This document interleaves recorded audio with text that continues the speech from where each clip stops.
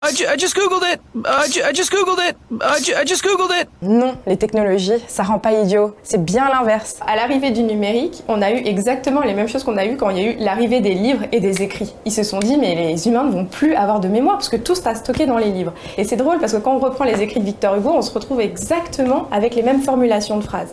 Et finalement, est-ce que les livres, ça a enlevé des parties de notre cerveau et personne n'est capable de mémoriser? On le voit bien que c'est pas le cas. Elles nous permettent justement de savoir où aller chercher l'information quand j'en ai besoin et pas tout stocker de manière comme si on mettait toute la bibliothèque dans mon cerveau, mais non, savoir finalement une information, c'est savoir où aller la chercher. Et les smartphones, nos écrans, le numérique nous permettent justement de maximiser nos sources d'informations et de se dire « Ah, je cherche ça, très rapidement, tac tac, je me mets sur mon téléphone, je tape ce qu'il faut et ça me donne la réponse. » Alors le numérique, ce que ça peut nous apporter, en plus du livre, c'est d'autres stratégies d'apprentissage, c'est d'autres sources d'informations, d'autres sources de stockage et même on s'est rendu compte qu'il y a des recherches qui ont montré que les gens qui étaient très habitués à faire beaucoup de recherches justement sur Internet, augmentaient leur capacité de sélection d'informations. Ça veut dire inhiber la stratégie qui n'est pas la plus pertinente et aller chercher celle qui est la plus pertinente. Donc on doit mettre de côté quelque chose et aller chercher quelque chose d'autre. Et cette compétence-là, c'est ce qu'on appelle un peu la flexibilité mentale.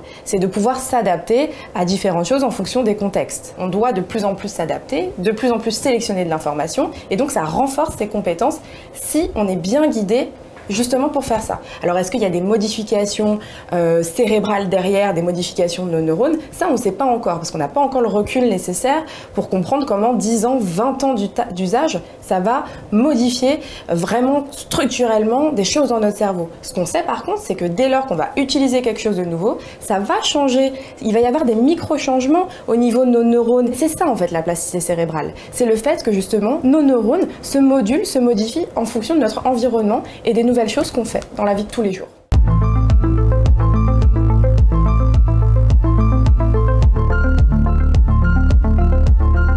On s'est rendu compte que la notification, ça fait appel à notre système d'alerte. Dès qu'il y a quelque chose qui est saillant, qui change, où il y a une lumière, où il y a un son qui va aller attirer mon attention, hop, ça va aller consommer de l'énergie. Et plus on va avoir des notifications, plus on va consommer de l'énergie mentale. Et ça, ce que ça provoque de la fatigue à long terme. D'ailleurs, même sur la journée, on le ressent. À 15 h, quand on a passé sa matinée sur son téléphone, on se sent fatigué. Et donc la comparaison qu'on peut faire entre ceux qui sont tout le temps sur leur téléphone, comme on peut se rendre compte parfois, que ce soit les adolescents ou les jeunes actifs, par rapport à ceux qui ont moins eu l'habitude d'avoir ces téléphones dans les mains, comme les personnes âgées ou d'autres, et ça a un changement sur justement leurs ressources attentionnelles. Et on se rend compte que les jeunes peuvent être plus fatigués à cause de l'usage excessif, à cause des notifications, que justement les personnes qui ont moins l'habitude d'utiliser ces outils.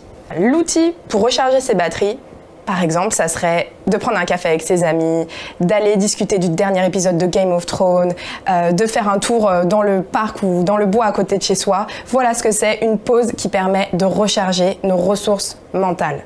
Avec l'usage de nos téléphones, parfois on ne prend pas assez soin justement de son cerveau. Grâce aux nouvelles avancées qu'on a pu faire en sciences, on a vu à quel point il faut y faire attention. Et les pauses sociales, c'est essentiel justement pour faire ça.